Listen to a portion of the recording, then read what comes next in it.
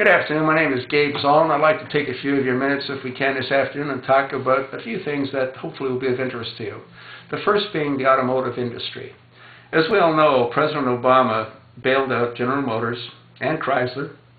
He gave General Motors in excess of $50 billion. By bailing out General Motors, he also made the stock that the original shareholders had in General Motors pretty much worthless. And what he did was he gave a percentage of the company to the automotive unions. So the individuals that were workers, in many cases, are now owners. And the people that are living in Ohio working for General Motors would in all probability still be working for General Motors if it would have gone through a normal bankruptcy.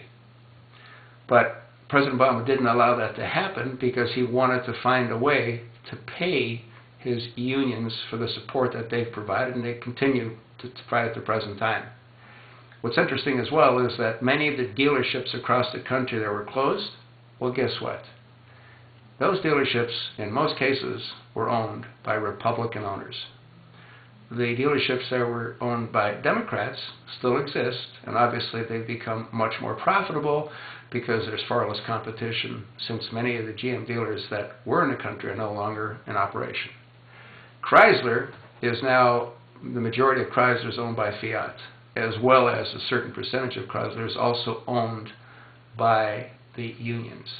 So Obama was able to pay the unions and to present to the American people, especially in Ohio and other bordering states, that if it wasn't for what he did, they'd be unemployed. That's not true. Those people would still be working at the factories building cars, but they would be building cars in bankruptcy, and they would still continue to have their jobs. So what did Obama accomplish? Well, he accomplished a great deal. He paid his union associates, he paid his union cohorts, and he pretty much destroyed our economy. Do we want to continue to allow him to further destroy our economy? I certainly hope not. Please, take 5 of your friends, have each one of them take 5 of their friends, and all of you go to the voting booth and vote Republican. We need to maintain the House of Representatives, and we need to take control of the Senate. At the same time, we need to turn the White House from a Democratic White House into a Republican White House. If we don't do all of those, it won't matter. We'll be exactly in the same position we are at the present time. And you know what? It won't get better by hiding our heads under the pillows.